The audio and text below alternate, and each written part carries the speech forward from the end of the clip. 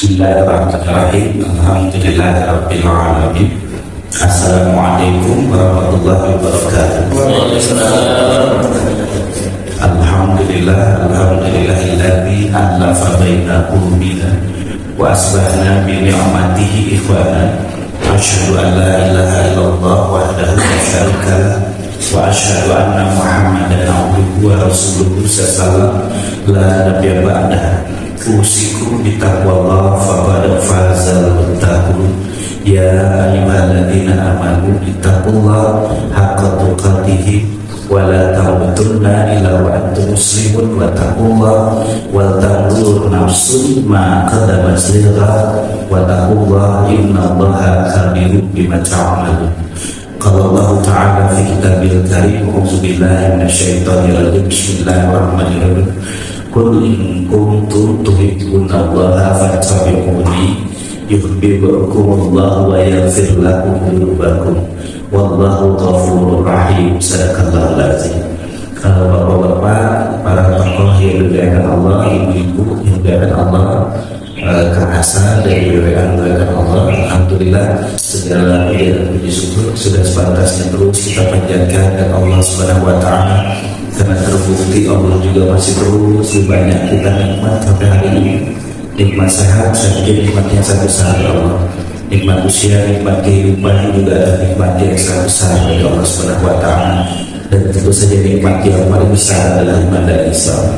Sholawat serta salam juga tercurah pada Nabi kita Nabi Muhammad sallallahu alaihi wasallam, panutan kita, contoh abadi kita hingga akhir zaman. Bapak-bapak, ibu-ibu rahimahullah, ikhwan fillah rahimahullah, kalau bicara kenikmatan yang datang dari Allah, maka bagi kaum muslimin dan bagi umat manusia ada kenikmatan yang juga sangat besar, yaitu ketika Allah turunkan Al-Quran kepada kita semua dan disampaikan oleh Rasulullah sallallahu alaihi wasallam. Inna anzalnahu fi lailatul qadar. Wa adraka ma lailatul qadar. Lailatul qadri khairum min alfi syahr. Tanazzalul malaikatu wa ruhu fiha bi idzni rabbihim min kulli amr.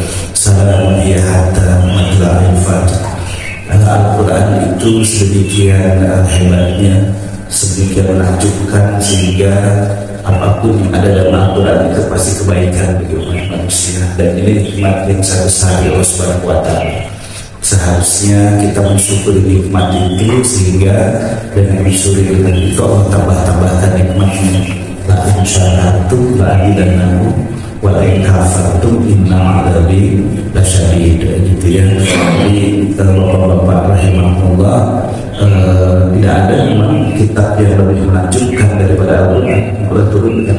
Kenapa? Karena kitab-kitab terdahulu yang Allah turunkan itu berlakunya hanya untuk kaum tertentu dan zaman tertentu. Tetapi Al-Quran ini Allah turunkan bagi seluruh umat manusia sampai akhir zaman. Yang menariknya bapak-bapak, ibu-ibu rahimahullah, kalau Nabi dan Rasul terdahulu itu mukjizatnya menempel pada dirinya. Ya, Nabi Isa bisa menghidupkan orang mati, Nabi Ibrahim, semua dengan mukjizat. Ya, dan dengan dianggapnya atau diwafatkannya para Nabi dan Rasul itu selesai juga tuh mukjizatnya gitu. Ya, tetapi mukjizatnya Rasulullah itu abadi sampai hari kiamat. Ya, sehingga dengan wafatnya Rasulullah bukan berarti mukjizatnya hilang, itu enggak gitu. Tapi mukjizatnya terus abadi sampai hari kiamat, yaitu Al-Quran Al-Karim gitu kan. Jadi kurang bagaimana nikmat yang Allah berikan bagi orang-orang yang beriman pada Allah Subhanahu wa taala, ya. Karena itu saya menyebutnya Al-Quran yang menakjubkan gitu ya. Cuman menakjubkannya tentu bagi orang-orang yang mau berdekatan dengan Al-Quran. Kalau tidak mau berdekatan dengan Al-Quran, ya banyak juga ya yang belajar Al-Quran tapi justru tidak mendapatkan apa-apa dari Al-Quran dipelajarinya. Alhamdulillah, alhamdulillah. Bapak-bapak, ibu-ibu rahimahullah, untuk dapat memahami betapa menakjubkan Al-Quran ini tentu ada beberapa yang harus kita pahami. Yang pertama, supaya dia kita rasakan menakjubkan, kita harus meyakini dulu bahwa Al-Quran itu adalah wahyu Allah. dan mukjizat terbesar yang Allah turunkan bagi para nabi dan rasul gitu. Ya, termasuk Rasulullah gitu. Ya, jadi Al-Quran itu laisa kalam Muhammad, bukan buatan Rasulullah Sallallahu Alaihi Wasallam, tapi langsung dari Allah Subhanahu Wa Taala gitu. Ya, makanya ketika kita baca misalnya Quran surah Al-Ikhlas, Qul huwallahu ahad, Allahu samad, lam yalid wa lam yulad wa lam yakul lahu kufuwan ahad. Itu Allah langsung yang bicara gitu. Katakanlah Muhammad huwallahu ahad. Jadi ada domir huwa. Domir huwa itu menunjukkan keberadaan Allah gitu. Jadi dengan turunnya Al-Ikhlas itu kita bisa memahami Allah itu bukan zat rekaan dalam Al-Quran gitu. Sebagaimana orang mengatakan kalau kamu percaya pada Tuhan, Tuhan ada, kalau kamu tidak percaya maka Tuhan tidak ada, tidak gitu. Karena Allah langsung declare keberadaan dirinya dengan domir huwa itu gitu. Qul huwallahu ahad. Jadi Allah juga menyebutkan namanya sendiri. Allah itu bukan Tuhan kesepakatan gitu, sebagaimana Lata dan Uzza, Hubal dan Manat. Ya, Lata dan Uzza, Hubal dan Manat itu Tuhan kesepakatan. Tuhan yang layak itu Tuhan kesepakatan, Pak. Tapi Allah bukan Tuhan kesepakatan, karena Allah langsung menyebutkan namanya sendiri gitu. Ya, ngumpul kemudian nanya siapa Tuhan kita ya, Hubal dan Manat, Lata dan Uzza gitu. Sepakat nggak? Sepakat gitu. Allah nggak gitu. Itu istimewanya karena Quran itu kalau Allah langsung memberikan dirinya, Qul huwallahu ahad. Jadi lafaz Allah itu bukan kesepakatan para sahabat ngumpul, Rasul, Abu Bakar, Umar, Utsman, Ali kemudian tanya siapa Tuhan kita ya, Allah, kan gitu. Kenapa? Karena hebatnya Al-Quran itu dia adalah kalamullah, langsung Allah yang menyebutkan namanya sendiri. Bapak-bapak, ini menunjukkan bahwa Allah itu ada dan Allah itu menyebutkan namanya sendiri, bukan kita yang buat-buat. Allah samad, lam yalid wa lam yulad wa lam yakul lahu kufuwan ahad. Kalau Bapak rajin main sosmed, sekarang kita digugah para kaum muslimin itu. Aneh katanya kaum muslimin itu dibikin masjid megah-megah tapi Tuhannya nggak ada. Kan sekarang mintanya divisualkan gitu ya. Tapi kalau sudah di medsos itu ada orang mengatakan wah Tuhan tuh nggak pernah ada, hanya rekaan aja gitu ya. Tapi di ayat itu dikatakan walam yakul lahu kufuwan ahad, nggak ada yang setara dengan Allah. Artinya kalau Allah divisualkan maka Allah hilang derajat ketuhanannya, akan sama dengan makhluk. Allah divisualkan jadi laki-laki, ya seperti laki-laki Allah divisualkan seperti perempuan, ya jadi perempuan Allah divisualkan dan untuk binatang, ya jadi binatang Allah. Maka ketika ayat itu mengatakan walam yakul lahu kufuwan ahad, ini menunjukkan bahwa Allah zat yang berbeda dengan makhluknya. Tinggal memahami keberadaannya, ada apa enggak Allah itu. Al-Quran datang lagi. Al-Quran mengatakan bahwa Allah alladzi rafa'a samawati bighairi amadin tarawnaha. Kalau kalian nggak yakin akan adanya Allah, lihatlah ini ada tiangnya. Ini kan Al-Quran, betapa hebatnya Al-Quran itu gitu. Ya, jadi bapak-bapak rahimahullah, tugas kita kalau bicaranya tentang Quran itu menakjubkan, maka harus ada satu keyakinan dulu bahwa Al-Quran itu wahyu yang datang dari Allah dan mukjizat terbesar yang Allah turunkan untuk umat manusia. Ini dulu yang harus difahami, baru kita bisa merasakan mukjizat dari Al-Quran itu, keistimewaan dari Al-Quran itu. Ya, dan apa buktinya bahwa Al-Quran itu kalamullah? Buktinya tidak ada seorang pun yang sanggup membuat yang semisal dengan Al-Quran. Kadang-kadang gini Pak, karena kita bukan native ya, untuk bisa memahami bahwa Al-Quran itu kalamullah agak susah gitu ya. Tapi bagi orang-orang yang native, mereka sangat mudah memahami Al-Quran itu. Jadi kalau saya suka mengatakan apa sih buktinya Al-Quran itu kalamullah, yang paling mudah buktinya itu Quran itu sangat mudah dihafalkan dan nggak ada kitab yang bisa dihafalkan sampai titik koma. Betul ya kira-kira ya Pak. Prestasi kita yang paling hebat, hal yang paling hebat, karya tulis kita paling hebat apa ya? Skripsi kayaknya. Prestasi kita yang paling hebat bikin skripsi atau anggaplah sampai S3 gitu. Tapi kan nggak detail kita hafal titik komanya apa yang kita bikin itu gitu. Dihafal juga nggak akan bisa tuh sampai titik koma, pasti ada yang lewat. Tapi Al-Quran bisa dihafalkan sampai titik komanya, Pak. Nggak ada kitab yang bisa dihafalkan sampai titik koma kecuali Al-Quran gitu. Karena itu kalau kita lihat betapa hebatnya Al-Quran itu, kenapa? Karena begitu dia hafalkan, disimpan oleh dada-dada kaum muslimin, dia jadi mudah untuk kita bacakan ulang gitu. Ya, itu hebatnya Al-Quran. Sehingga pada Al-Quran dikatakan kul in kuntum fi raibin mimma nazzalna ala abdina fa'tu bi suratin min mithli wad'u syuhada'akum min dunillahi in kuntum shadiqin fa in lam taf'alu wa lan taf'alu fattaqun nar allati waquduha an-nas wal hijaratu iddasil kafirin. Ayat ini menantang manusia sampai kapanpun. Kalau nggak yakin bahwa Al-Quran itu kalam Allah, sok aja bikin yang semisal dengan Al-Quran gitu. Wad'u syuhada'akum, silakan panggil tim terbaik kamu, syuhada'akum tuh Pak, kalau dalam bahasa sekarang.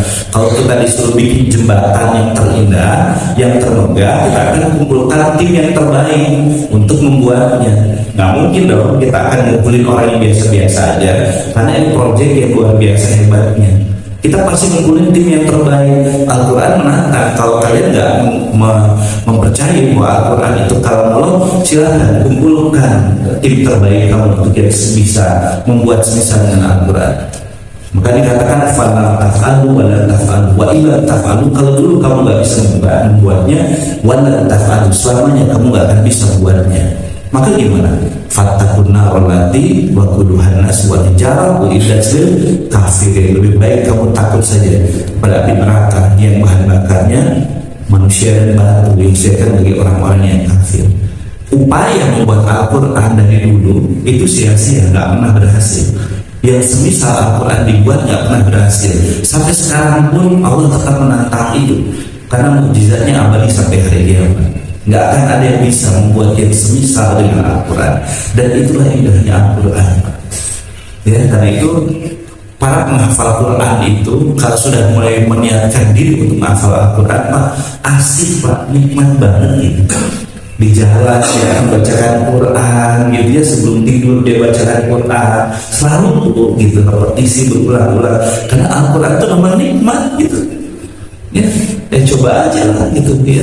Ya, saya juga punya grup bapak-bapak sekarang tuh, kami banyak menghafal Quran.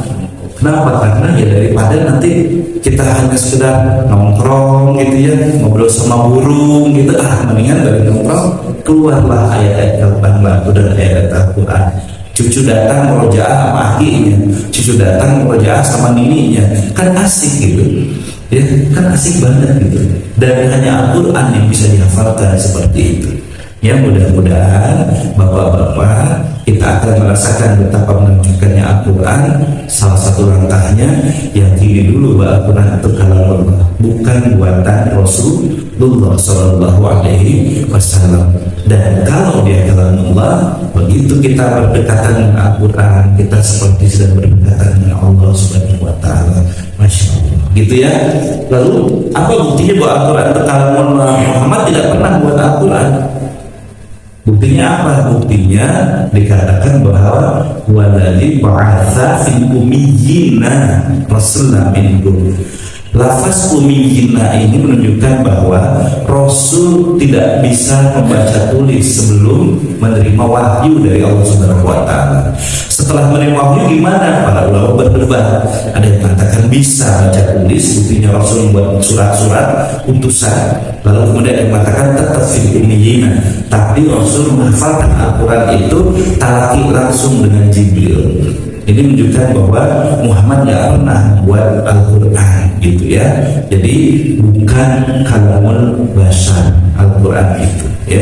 Al-Quran itu kalamullah ya. Makanya sekarang ada gugatan Pak di dalam medsos itu, bagaimana mungkin Muhammad bisa menceritakan kisah tentang Fir'aun, kan Muhammad belum ada.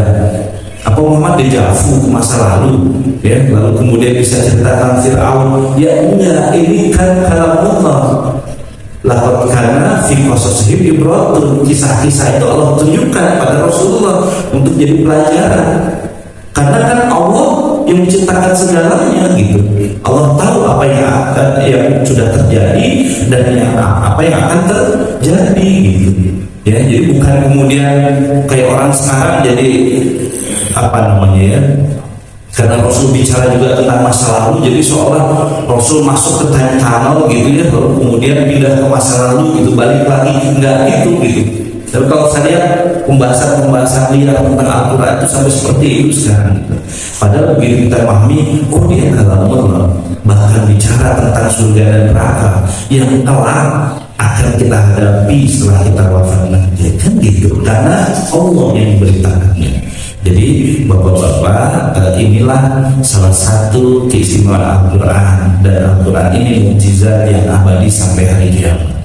Dia gak akan pernah hilang sampai hari kiamat. Upaya orang untuk menghilangkan Al-Quran akan sia-sia. Kenapa? Karena sepanjang masa akan tetap ada orang yang menghafalkan Al-Quran dalam dirinya.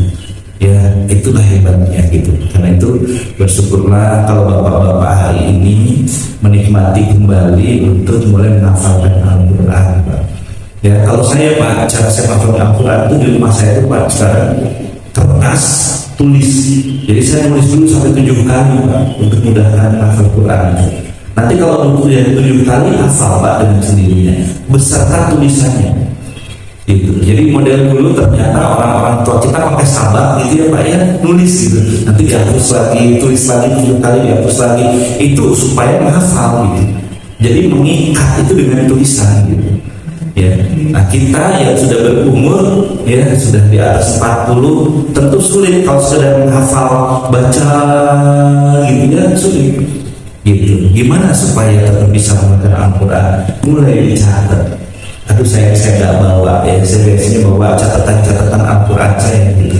Saya tulis 7 kali menghafalkan amma yatasalu 'anil naba'il 'adzim alladzi hum fihi mukhtalifun kalla saya'lamuna thumma kalla saya'lamun, beserta hurufnya sampai hafal. Kenapa? Karena modelnya kita sudah berumur, nggak bisa hanya sekedar lihat gitu, harus mulai dituliskan. Jadi bapak-bapak bangga, silakan tipsnya bisa dimanfaatkan gitu ya. Kertas A4 dibagi 2 ya, kemudian tulis. Itu tips-tips untuk bisa mudah baca menghafal Al-Quran. Mudah-mudahan Bapak juga menikmati ya Pak ya, menghafalkan Al-Quran ya Pak ya, karena asik gitu ya. Kalau orang mengatakan aduh udah saya mah sekolah atau saya ingat gampang poho, jangan gitunya mengisi sekolah mah ngatasinya dengan cara ditulis Pak Al-Quran gitu kira-kira. Oke, karena waktunya ya kita lagi ya. Saya minum dulu izin. Gimana kita bisa merasakan Al-Quran Tuhan juga berakrab-akrab dengan Al-Quran? Gimana berakrab-akrab dengan Al-Quran? Itu pertama banyak mendengarkan Al-Quran. Ya, Pak. Kalau kita banyak mendengarkan musik, Pak, maka Al-Quran itu akan hilang dari benak kita. Kalau kita banyak melihat, nonton, menyaksikan film-film porno, Pak, maka dengan sendirinya Al-Quran itu akan hilang dari benak kita. Karena dia berebut tempat dalam benak seseorang. Ya, karena itu untuk menghilangkan kebiasaan mendengarkan musik, memperhatikan film-film porno gimana? Mulailah asik dengan Al-Quran. Mulailah banyak mendengarkan Al-Quran. Ya, kenapa? Karena memang dikatakan innamal mu'minuna alladzina idza dzukirallahu wajilat qulubuhum wa idza tuliyat 'alaihim ayatuhu zadatuhum imanan wa 'ala rabbihim yatawakkalun. Selama masih ada keimanan dalam hati kita, maka ketika didengarkan Al-Quran wajilat qulubuhum gitu. Ya, jadi salah satunya kalau ingin menghilangkan kerasnya hati itu adalah perdengarkan saja Al-Quran. Kalau kita belum hafal gimana? Ya sekarang sudah banyak aplikasinya kok. Sekarang ada aplikasi yang gratis kok Quran itu, yang nggak harus download ya. Kalau kita ingin mendengarkan gitu, ya daripada kita banyak mendengarkan musik, Alhamdulillah gitu, jadi berfantasi yang enggak gitu, atau nonton film-film yang enggak perlu gitu, alhamdulillah, apalagi film-film porno gitu. Gimana caranya? Banyak mulai mendengarkan Al-Quran untuk diri kita gitu. Ya, saya kebiasaannya habis subuh setel Al-Quran di rumah itu murata. Kenapa? Karena ingat di masa lalu, Pak, ibu saya kebetulan mengajar Al-Quran gitu. Ya, kalau habis subuh baca Quran, kan ibu-ibu zaman dulu gitu ya, habis subuh baca Quran. Kita yang anaknya gimana, kebakaran kan, kena Quran gitu ya, siun gitu. Tapi kan setelah dewasa, bacaan ibu kita tuh repetisinya berulang lagi di benak kita, rindu lagi, ingat lagi gitu. Ingat lagi. Kenapa Bapak tidak butuh lagi waktu untuk menghafalkan Al-Quran, menghafalkan Al-Fatihah? Karena sering didengarkan kan? Terus gitu. Saya menghafalkan Al-Quran, lalu kemudian dimutarnya, ternyata anak-anak saya itu tanpa sadar mereka menghafalkan juga Al-Quran itu. Jadi kalau murojaah, saya sama anak saya itu murojaah berdua, sambil nganterin ke sekolah, naik motor gitu, dia baca, nanti dikoreksi gitu. Ternyata asik gitu, berakrab-akrab dengan Al-Quran itu ternyata asik gitu. Ya, dan kita bisa merasakan, menakjubkan Al-Quran ini gitu. Kenapa? Karena innamal mu'minuna alladzina idza dzukirallahu wajilat qulubuhum. Kalau dia mengingat Allah, bergetar hatinya. Wa idza tuliyat alaihim ayatu zadatuhum imanan. Banyak mendengarkan Al-Quran itu akan menjadikan keimanan kita menguat pada Allah Subhanahu wa taala. Wa 'ala rabbihim yatawakkalun, dan bertawakal pada Allah Subhanahu wa taala. Karena itu Bapak-bapak rahimahullah, untuk bisa merasakan nakjubnya Al-Quran, berakrab-akrablah dengan Al-Quran. Salah satunya apa? Mendengarkan Al-Quran. Lalu kemudian apa? Membaca. Karena dengan baca Al-Quran itu lisan kita akan fasih. Kan Al-Quran itu khas ya Pak ya. Makhrujal, ada makhrujal hurufnya, ada tajwidnya. Wah, luar biasa Al-Quran itu. Ya, saya tuh pembimbing haji umroh Pak. Kalau sudah ke Madinah murojaah dengan para syekh di sana, ya, saya bacakan Al-Quran itu diketawain Pak. Kenapa? Karena makhrujal hurufnya salah gitu. Ya, tapi mereka mengatakan ya nggak apa-apa karena Anda bukan native gitu. Ya, tapi Anda terus berusaha belajar gitu. Ya, paling lucu tuh kalau udah di Madinah tuh Pak, kita ngumpul, ada orang Jepang, ada orang Cina, ada orang Afrika, ada orang Indonesia gitu ya. Kan dengan kemampuan membaca yang berbeda-beda Pak, lidahnya berbeda-beda gitu, tapi semuanya berusaha untuk membacakan Al-Quran. Dan itu menarik, jadi kita ketawa-ketawa sendiri gitu. Ya, ada orang Jepang nggak bisa baca R ya, roh dia nggak bisa ya. Dia nggak bisa lam ya, Bismillahirrahmanirrahim, jadi nggak bisa Bismillah gitu, tapi Bismillah gitu, jadi lucu gitu. Tapi sisanya juga ngerti gitu ya. Jadi kalau orang Arab itu, orang Afrika itu dia nggak bisa nyebut A gitu, kalau nggak ain semuanya ain dibacanya gitu. Tapi menarik gitu, kita semua berusaha untuk bacakan Al-Quran, dan dengan membacakan Al-Quran itu lidah kita jadi fasih kan. Kita berharap bahwa kalimat-kalimat thayyibah itu akan keluar dari mulut kita ketika kita banyak baca Al-Quran. Ya, jadi kalau sekarang pergaulan itu banyak pakai kancing colok gitu Pak ya. Kamu di Bandung gitu ya, mengganti titik koma kan kancing colok itu sekarang ya Pak ya. Badai kemana kancing gitu, badai kan itu colok gitu ya. Nah, caranya gimana untuk menghilangkan itu dari lisan anak-anak kita? Biasakan lagi dia membaca Al-Quran. Karena Al-Quran itu akan melatih lisannya dengan kalimat-kalimat thayyibah gitu. Itu yang kelihatannya harus kita bisa biasakan lagi. Iqra, kita bakal kafa binafsikal yawma alaika hasiba. Ya, cukupkanlah membaca kitabmu gitu ya, walaupun ada pengertiannya banyak, tafsir ayat ini banyak gitu ya. Jadi bacalah kitabmu karena dia akan jadi hisab kita telat gitu. Ya, ini juga perintah bahwa bacalah kitabmu hari ini gitu.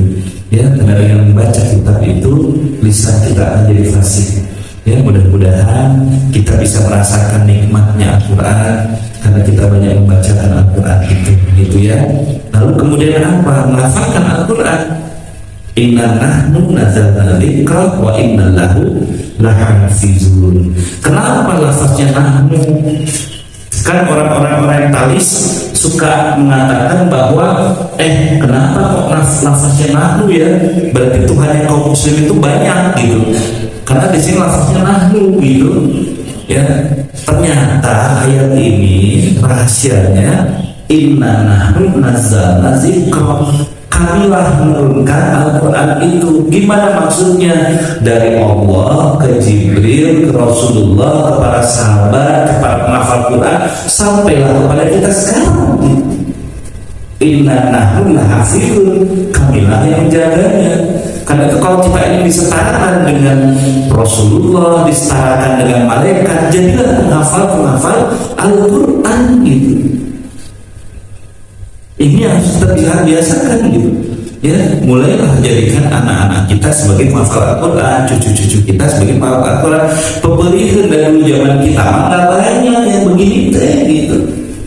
Saya ingat saya dulu ya, waktu saya SMP SMA ya, jarang ada musola di masjid, di sekolah-sekolah. Ya, kita sekolah sampai jam 2 ya, tiba-tiba pulang ke rumah. Kira duhurna duka gitu. Nggak sekabung mah tak can usung sholat apa. Dulu seingat saya gitu ya, seingat saya nih ya, seingat saya dulu tuh zaman dulu tuh belum ada tuh perempuan yang berkerudung yang pakai jilbab poro-poro di sekolah seperti itu, yang sekolah negeri ya. Kan baru ada tuh ketika di SMA 3 mulai ada keinginan untuk pakai kerudung masuk pengadilan menang ya kan, ingat tahun 80-an gitu kan baru musim itu ya, sehingga belum banyak orang yang menghafalkan Al-Quran waktu itu gitu. Tapi hari ini para penghafal Al-Quran itu luar biasa banyaknya gitu ya, dan luar biasa Pak hari ini juga ya. Kita bersyukur lah ya hari ini bahwa dakwah itu terus bergulir, banyak penghafal Al-Quran. Kenapa? Karena mereka yang menjaga Al-Quran untuk kita gitu.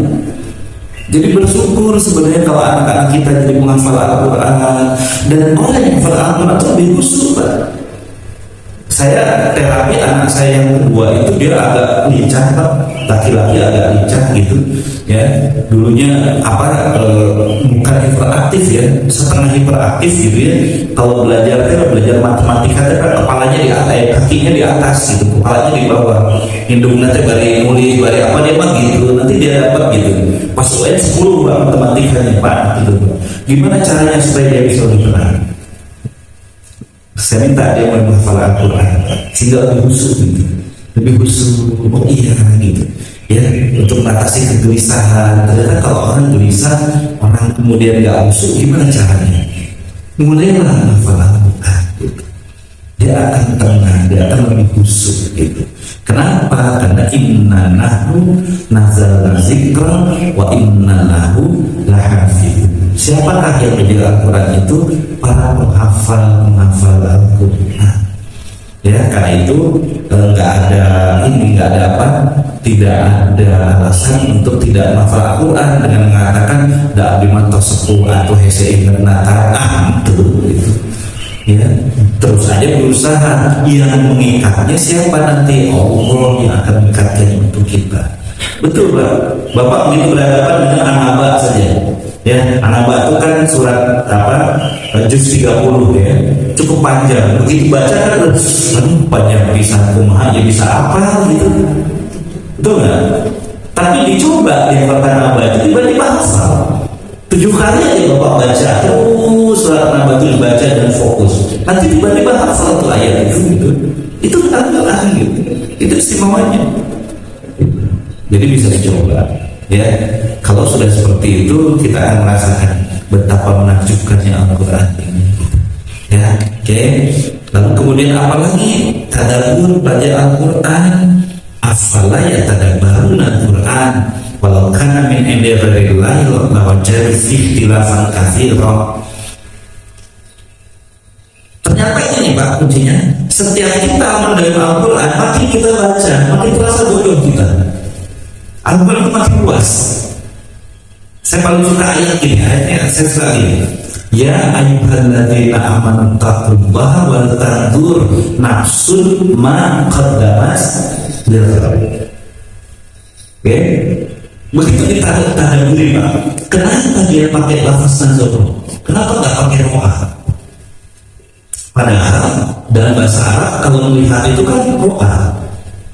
Ya, ini ada pointer, saya lihat, saya akan mengatakan roa itu pointer, saya lihat pointer, roa, gitu. Tapi lafaz itu nazar, bukan roa. Kan menarik. Begitu kita dalami ternyata apa? Oh iya ya, karena yang dilihat itu amal-amal kita. Oh iya ya, dilihat itu kualitas diri kita. Dan amal kita udah nggak kelihatan. Jangankan amal yang lama, yang 1 menit lalu itu nggak kelihatan amal kita tuh. Sepakat nggak? Nggak kelihatan amal kita 1 menit yang lalu. Betul kan? Makanya tidak digunakan ro'a. Kalau ini dilihat nggak bisa ro'a. Tapi dong, begitu kita diam sebentar, kita itu amal-amal kita 30 yang tahun yang lalu aja kelihatan kok semuanya gitu. Ya, dulu ngaku ke orang tua, mah kelompok belajar minta duit 25 perak, padahal mau bohongan, masih ingat nggak itu gitu. Oh iya ya gitu, ingat ya. Nenek saya punya warung Pak di depan rumahnya tuh. Saya waktu SD ikut sama nenek saya gitu. Setiap kali mau berangkat sekolah, ngambil uang di kotaknya, kotak uangnya nenek saya 10 perak gitu. Setiap pagi itu kotak itu terbuka gitu. Ya, gitu aja gitu. Udah nikah, nenek saya bilang pas nikah, dulu suka ngambil uang nih ya. Kok nih tahu? Ya itu deh dari itu mungkin saya sudah gitu deh. Ternyata dibuka dulu nih supaya ada yang ngambil. Ingat lagi dosa-dosa ini. Kalau dia pakai roa, orang nggak akan ingat dosa-dosanya. Tapi dia pakainya nazar wa tanzur nafsun ma qaddamat lighad. Amal-amal kita itu ya akan selalu bisa kita lihat itu. Karena kalau orang sekarang bikin dosa masuk juga supaya lupa dosa, bikin dosa masuk juga supaya lupa dosa, masuk bikin dosa minum supaya lupa dosanya gitu. Enggak akan bisa karena lafaznya dorong dan dia nggak bisa disetip gitu. Dia nggak bisa disetip, nggak bisa dihilangkan karena lafaznya dorong. Kalau orang bisa disebutkan tuh. Yang penting itu kan tinggal datang pada Allah, kepada dosa-dosa itu bertobat, minta ampun sama Allah, ya Allah tutupkan aib-aib kami, jangan pernah dibukakan, tapi dia akan mengikuti kita sampai kita mati nanti amal-amal itu. Kan begitu kita mendalami Al-Quran, Masya Allah menunjukkan Al-Quran ini ternyata gitu. Bahkan setiap lafaz-lafaznya itu mengandung makna-makna yang membuat kita takjub kadang-kadang. Dan memangnya di lafaz nazar ini yang dilihat bukan fisik kita, yang dikompetisikan oleh Allah itu bukan fisik kita. Kalau misalnya digunakan yang dilihatnya, kaum muslimin pakai kaset gelis-gelis, numpak kaset lo bersurga, numpak gelis lo bersurga. Kaum muslimin pak benghar, lo bersurga, kan gitu. Kalau lafaznya ro'ah, katanya enggak, kenapa? Karena bagaimanapun kalau bertahunnya di fisik kita nggak akan ada yang menang. Laki-laki paling usia 40-50, dalam 50 gimana? Di lain fisik mana? Turun kan? Kita mah ngomong aja bahwa pernah gagal gitu kan? Kan kita mah cuma pakai kaos aja. Dulu pernah ganteng, dulu pernah gagal. Iya dong mah. Gitu dia ada lupa ya kan gitu. Ya coba kalau bapak umroh di waktu-waktu yang agak senggang itu waktu sepi, nanti datang anak-anak dari daerah Bosnia gitu ya, daerah Muslim misalnya bawa tinggi-tinggi pak, tawaf dari gunung Patan pak ke sebelah tembak gitu, kuat ya. Kita ngobrol-ngobrol jalan tapi kita bilang mah papa teh kantos ganteng mah gitu, kantos gagah si mama tehnya bagulah gitu. Coba kalau yang dipertaruhkan oleh Allah untuk fisik kita nggak ada yang masuk surga, kecuali kalau kita mati di usia 45 tahun enggak, siapa yang meninggal di usia 45 tahun lagi gagah-gagahnya. Dan dengan itu kita nggak usah takut fisik kita makin meninggi, makin lemahnya namanya orang yang begitu. Tapi kalau bicara politik, karena dia bicara naboro, kita siap bertarung di depan Allah kan gitu. Gak perlu juga habis pensiun jadi post power, gitu, jadi stres, jadinya etika gitu. Dan bukan itu yang bertarung di depan Allah gitu. Kalau betul pak, yang dipertaruhkan itu fisik kita dengan lafaz rohani di situ, rasanya kita juga nggak berhak masuk surga gitu. Mungkin yang berhak masuk surga ya orang-orang terkaya itu kan, itu. Ya, udah miskin nggak masuk surga lagi gitu. Kecil, apa rugi hebat nggak Al-Quran tadi. Jadi begitu dia menggunakan lafaz-lafaz itu, kita jadi mengerti, Masya Allah. Bahkan Pak, para ulama kita ketika membahas Bismillahirrahmanirrahim, kenapa yang satu Ar-Rahman, kenapa yang satu Ar-Rahim? Padahal dari kata yang sama Rahimah kan, yang satu Ar-Rahman, yang satu Ar-Rahim, gitu. Karena Ar-Rahman itu bicara tentang kemurahan Allah mendatangkan rezeki. Rahman itu bagi siapa saja, gitu. Tapi kalau udah bicara Ar-Rahim, hanya bagi kaum muslimin lah Allah sayang, gitu. Karena kalau Ar-Rahim bicara tentang rasa sayang Allah. Jadi kalau hanya bicara untuk mendapatkan harta sebanyak-banyaknya, nggak usah jadi orang muslim, gitu kan. Tapi kalau ingin mendapatkan Rahim, nggak bisa.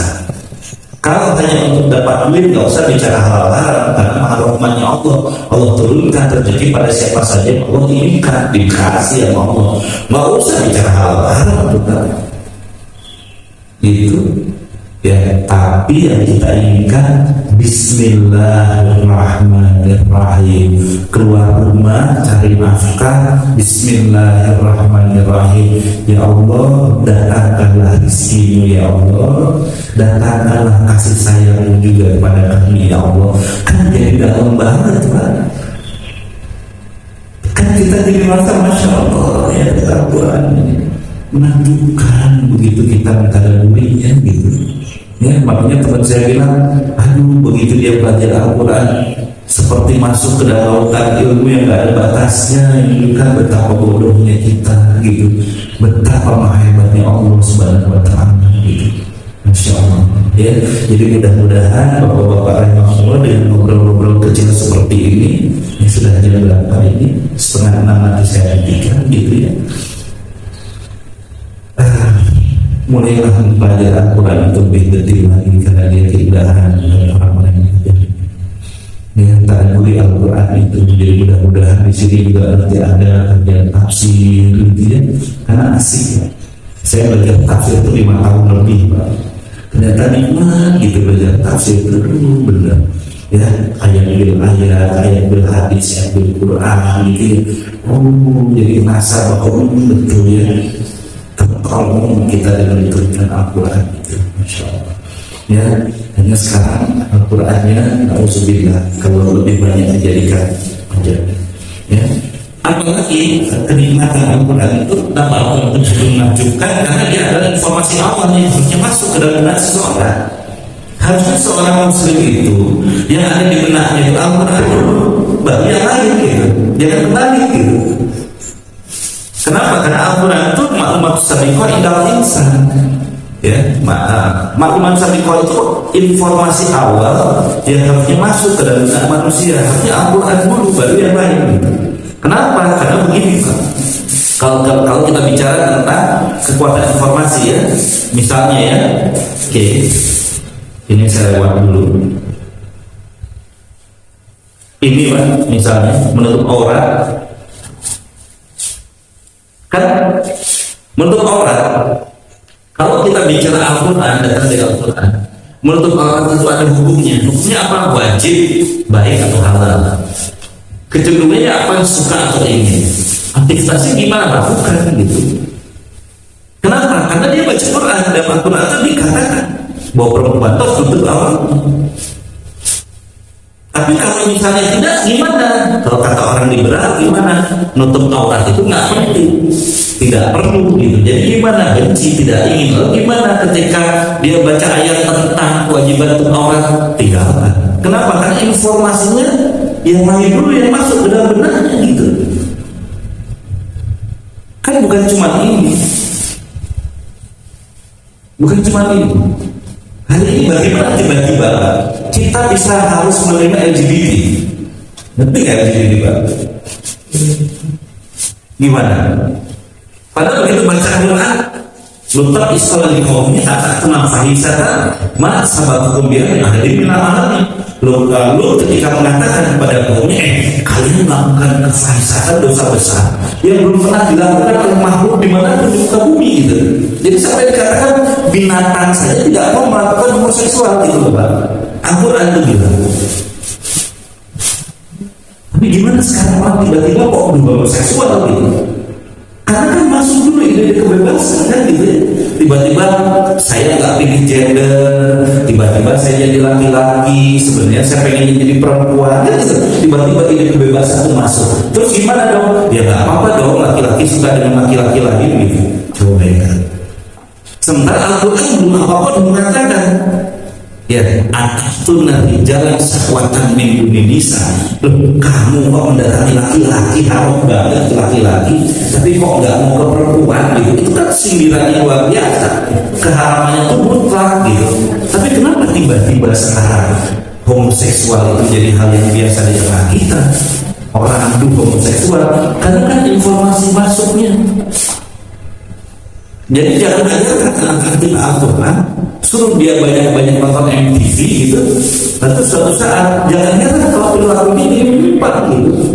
Karena yang masuk ke dalam benaknya itu bukan Quran gitu, yang lain dulu gitu.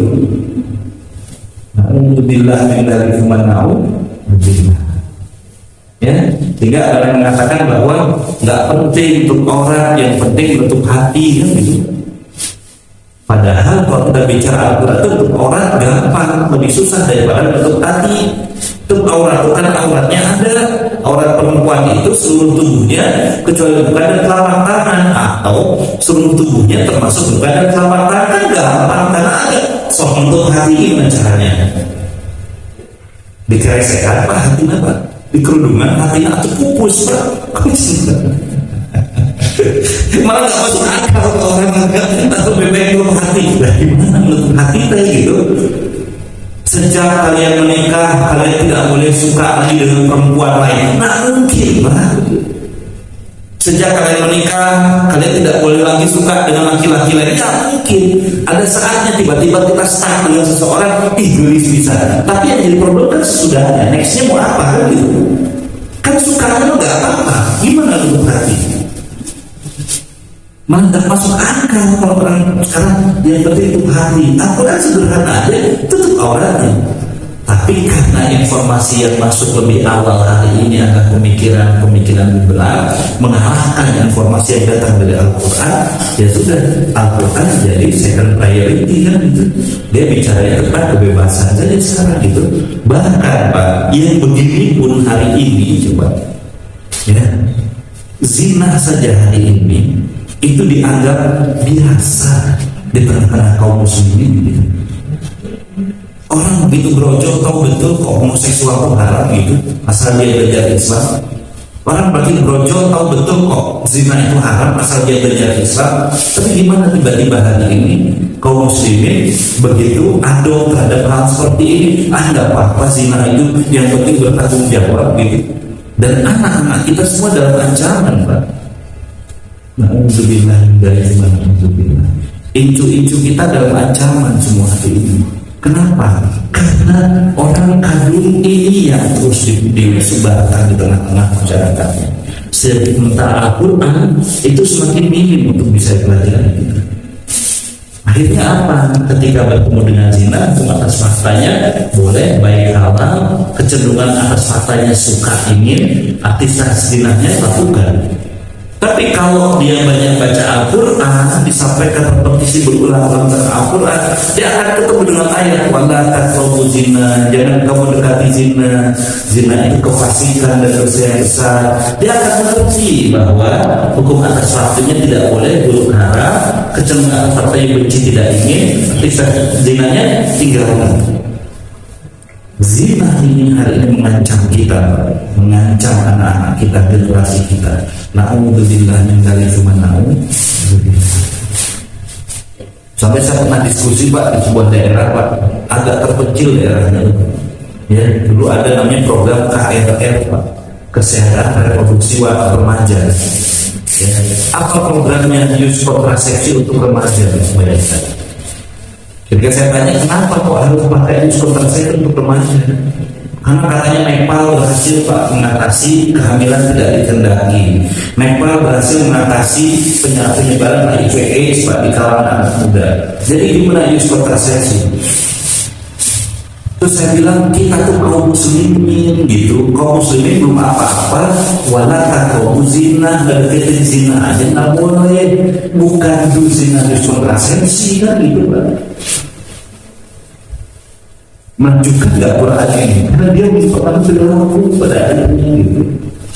Jadi jangan ajarkan kita Al-Quran, ya ajarkan pada dia liberal, beres juga. Jangan terlalu berharap dia akan mendoakan kita kelak gitu, karena dia nggak akan pernah mengerti mana yang halal mana yang haram.